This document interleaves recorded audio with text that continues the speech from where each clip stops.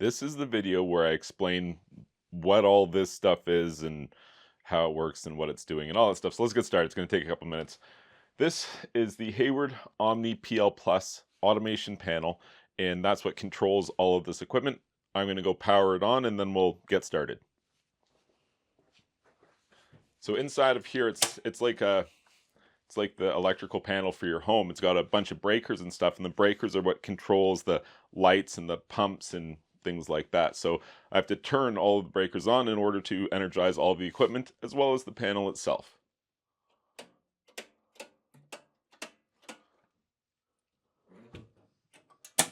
Okay, everything's plugged in. Usually takes a couple seconds to dial in there. So let's go ahead and get started here.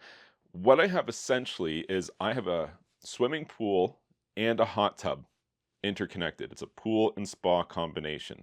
Now this is a mock-up, a test lab. It just happens to be a real-to-life example of this. So where I have a test tank, you have a hot tub and a swimming pool combination. Usually the hot tub overflows into the swimming pool. That's the kind of system that I've got built here. And it does represent one of the more complex systems which exists in the pool and spa industry.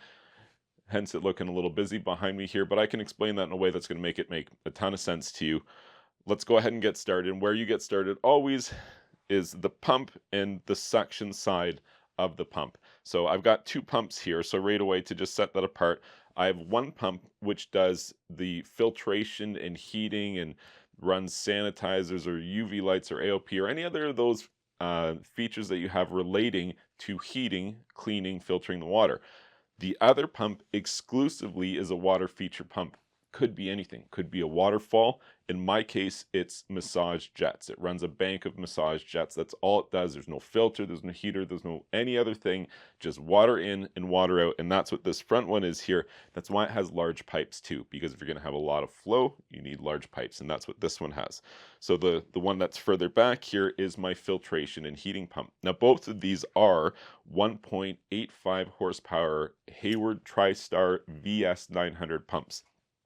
And we could go down a whole rabbit hole on pool pumps. I probably have 100 videos on it already, so I'm not going to dive too deep here, but I'm just going to say that these are very adequate pumps that are going to cover a spectrum of applications where you could use these for. There is a big brother to this pump, which is a 2.7 horsepower version of essentially the exact same thing. And again, not going down the rabbit hole, but for a lot of pools, you don't actually need that 2.7. It's just wasteful. You're never getting it out of second gear. And even if you did, you potentially could be creating a dangerous situation. So 1.85 horsepower variable speed pumps is what I've elected to use for both the booster pump as well as the filtration system. The booster pump kind of stands alone, 3-inch suction, 2.5-inch return, a bank of 4 jets that it's feeding. That's pretty much it. So we can just kind of like move that off the table. Now we'll talk about the filtration and heating system, because this is kind of the meat and potatoes here. So the first thing I'll say is with this shared pool and spa automation system, it's automated. It's not something where you have to go out and manually turn valves to make it work. Like, you could build a system to do that. When I started building them, that's how most of them worked. Rarely did you see the automated versions. Every time you want to use your hot tub, you got to go outside and you got to turn these two valves, and then you can isolate your hot tub, and then you can change the heater set point, and now you can make the water hotter than the pool, and it takes a little time, etc., etc. So in this case, that's all automated. You're going to interact. Now, in my case, we're going to use this control pad, this keypad right over here. But you could use a phone app. You could use a wireless keypad. There's a couple of different options depending on how it is you want to operate your system. In my case, the digital keypad works perfectly, so that's what I'm going to be operating this system. And that involves disconnecting the interfaces down here. These are no longer active. You can't push the buttons or control them through the pumps anymore. Only through the automation system can you now control this system. So we have a suction line that is coming from the pool. We have a suction line that is coming from the hot tub. It's very important because that is the meat and potatoes of how this system works. And at any given time, I'm only drawing from one of those two, either from the pool or either from the spa, depending on whether I'm operating in pool mode or spa mode. So when I'm operating in pool mode, I'm drawing water only from the pool. And that's what you're going to be at. Like 99% of the time it's on pool mode. Only when you're actively in the hot tub are you in spa mode. Otherwise, Pool mode is the default setting here, so that's what we're going to talk about. So the water is drawing through one of the suction lines into my filtration pump, and then into a cartridge filter. This filter is what captures the physical debris. The pump is what moves the water. The filter captures the physical debris. There's a bunch of different kinds of filters and a bunch of different sizes of each one. This one is a 425 square foot cartridge filter. Cartridge filters are by far my favorite design. I like this one in particular because it has a large filter media area, 425 square feet. That's big. You could use that on a lot of swimming pools. And it also has a very high maximum design flow rate. Very important if you're going to be designing a system that's going to be moving a lot of water. So out from the filter, that's that pipe along the bottom that goes back to the wall and starts coming along the bottom of the wall there. This line that you see standing up right here, that's the flow of water. We would come down there and then start heading up here. So I'm going to refer to this as the trunk line because that is the trunk line of the filtration system. But from the trunk line, I've installed a series of bypasses. So areas where we could elect to run something or not run something. So I've got one way down on the bottom, which is a three-way diverter valve, which goes to the pipes which exit stage right and then come back. So that is the heating system, the water going cold out to the heater, coming back hot from the heater. And the diverter valve allows me to run it or not run it as I see fit. Coming further up the trunk line, we hit another bypass. This one is a 3-zone bypass. We have one line valve in the middle and 2 line valves on the to and from lines. In this case, these to and from lines are going to this unit here. This unit is the Hayward HydraPure. This is an AOP system, an advanced oxidation process system, which combines UV and ozone together to create hydroxyl radicals, one of the most reactive elements in the lower Earth's atmosphere. This is the way that Mother Nature keeps the air clean, utilizing that for keeping pool water clean.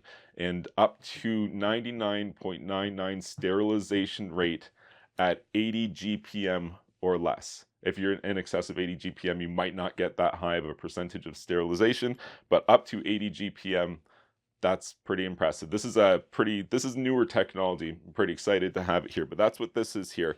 And this bypass allows me to run it if I want to, or not run it if I don't want to. And part of that is, let's say I only wanted 80 GPM, but my system makes 100 GPM in the configuration that I want to go at.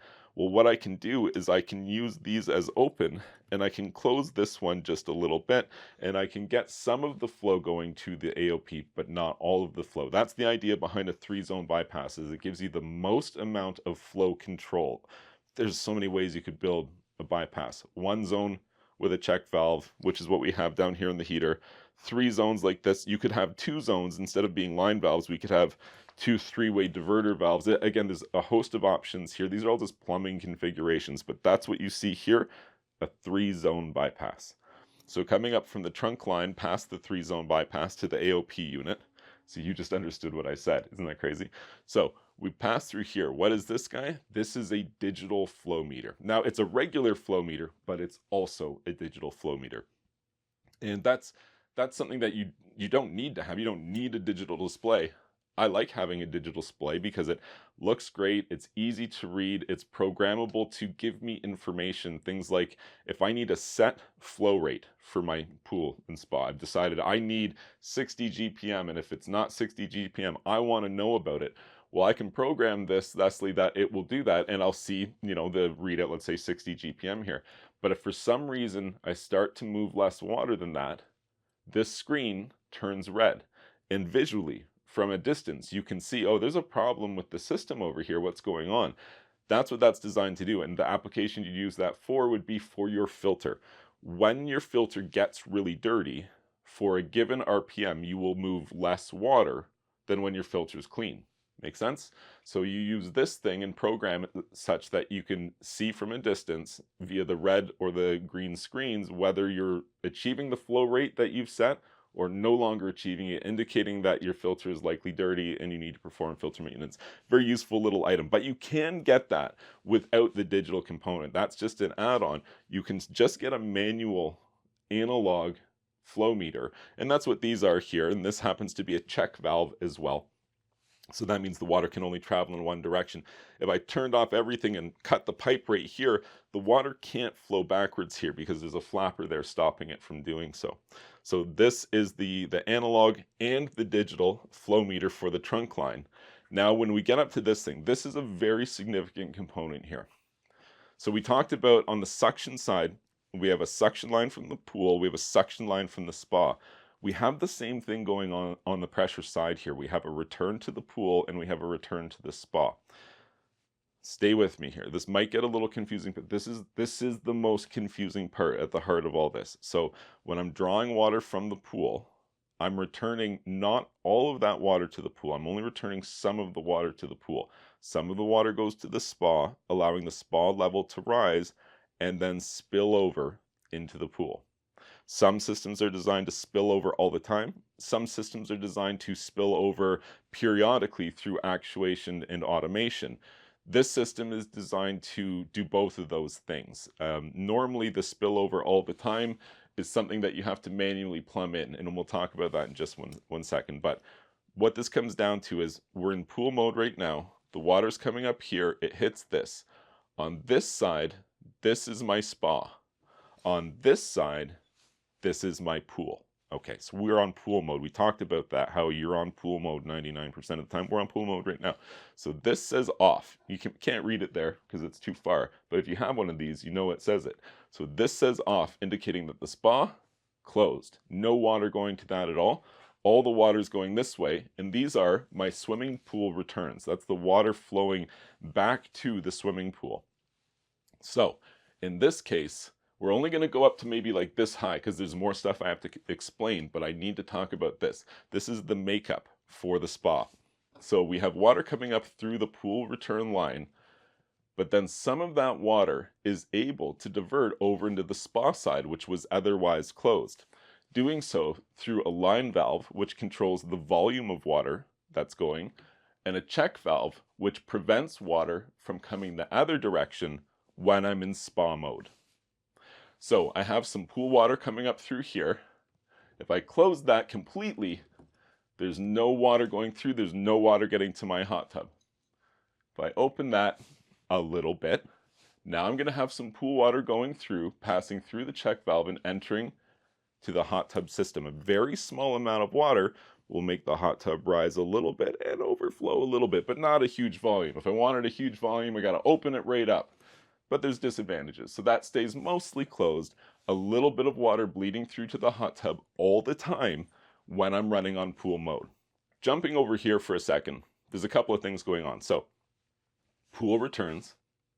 This guy right here is an interesting item. So this is the LevelSmart from H2 Flow. This is an automatic wireless pool filling unit.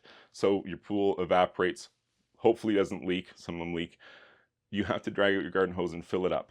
And if you don't have a provision installed when the pool is built, then you can't really add it, or you couldn't add it until the wireless systems hit the market. So here we're going to control the way that the swimming pool gets filled through a solenoid and a digital receiver, a wireless antenna,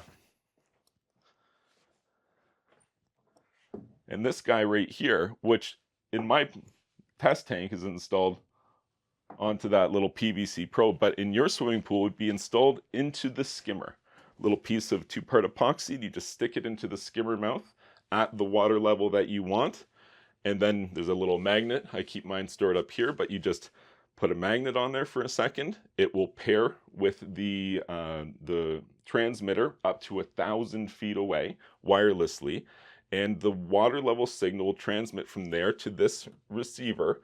The receiver will know whether the water level is good enough or we need to add more water. If you need to add more water, this solenoid will open, which is attached to a fresh water line that you supply from your house. So this is my house water supply line right here. It'll open for a 7-minute period, filling the water level of your pool. And then the water level will be taken again, transmit that information here. The water level is good enough. Oh, we need to add more. It will open again for another 7-minute period. That's how the system works. Basically what it comes down to is just a hands-free system, wireless. You don't have to install anything in the pool side other than that little doohickey with a little bit of 2-part epoxy. So it's super, super easy to install. And then you just need a fresh water supply line installed at your pool equipment location. And bada bang, you have a wireless automatic autofill unit for your swimming pool. And that's what we've got right here. And I've got it connected into my return line. So we have the 2 pool return lines continuing on. Up top in the yellow here, we have another digital flow meter. This one from Blue White Industries, and that corresponds to this yellow meter is going to be red on this digital display here. And the top one again is a swimming pool return. The second one down, also a swimming pool return, we hit another digital flow meter from H2 Flow for the FlowViz flow meter. Up top on the top line, we hit 2 items here, and these items aren't attached, but they are part of the same system.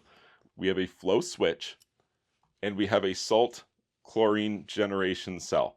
So you've heard of saltwater pools, right? Well, technically they're not saltwater pools because Shamu swims in salt water. We don't swim in salt water. We swim in pools which we add a certain amount of salt to in order to run an electronic chlorine generator, which using hydrolysis will separate the chlorine from the hydrogen and the sodium, and it'll make it, all that's way less easy to say than saltwater pools. So we say saltwater pools, but technically it's not a saltwater pool because your pool will be 3,000 parts per million of salt.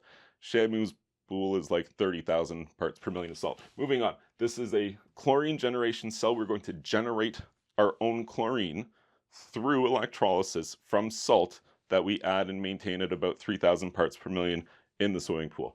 So that's what these guys are here. Moving along, you can see that we have a return manifold. Now the outside 3, those are my 3 swimming pool returns. I don't know how many returns your pool has. My test pool has 3 swimming pool returns, and those are on the outside there. So we've just completed a circuit here. That was the swimming pool system from beginning to end on pool mode. What about on spa mode? It's not going to take as long, but let's just run through that again really quickly. Okay, so I want it on spa mode. I go to my control pad, bop, bop, bop, and now what's going to happen is my pump is going to turn off because that's what I've got it set to do. And this right here and another one down on the suction line will automatically turn from one side to the other. Where I used to be sucking water from the pool, now I'm sucking water from the hot tub.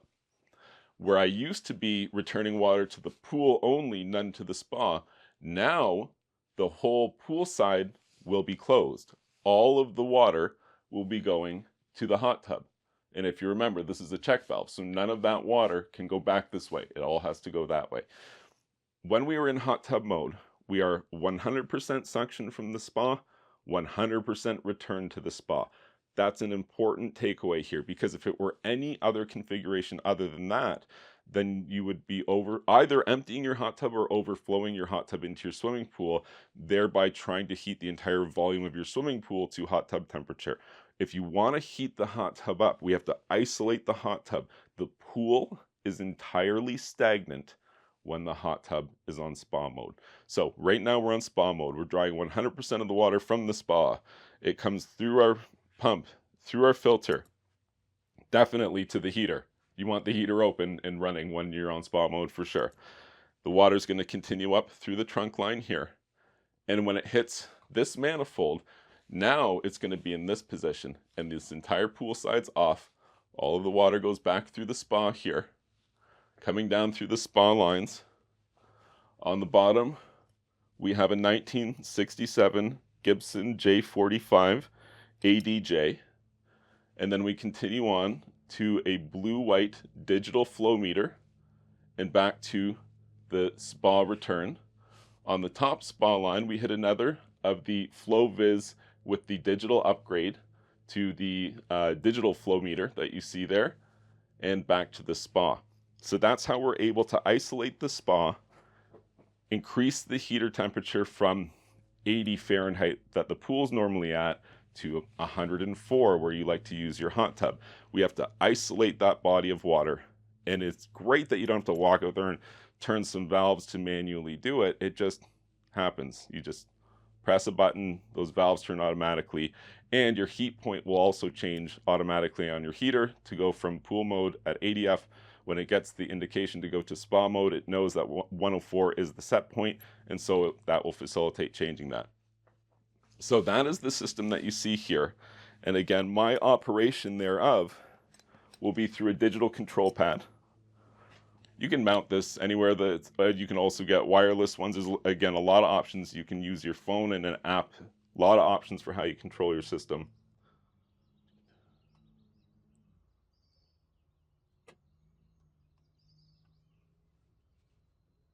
I hope you found this information helpful. If you did, please like this video, subscribe to my YouTube channel, and you can check out my website, swimmingpoolsteve.com.